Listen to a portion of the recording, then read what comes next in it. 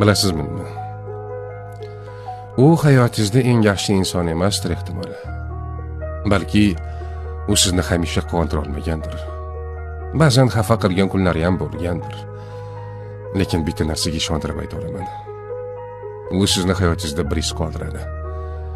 Oradan yillar o'tib balki siz allaqachon boshqa odamlar bilan suhbatlashar, boshqa dunyoda kezib yurar, turli voqealarni boshdan kechirarsiz, ammo bir kuni tasodifiy bir joyda ismi qulog'ingizga chalinsa, yuragingiz ichida bir nimadir qimirlaydi. Lablaringizda beixtiyor tabassum paydo bo'ladi va ichingizda shunday deysiz: u boshqalarga o'xshamas edi. Shunaqa.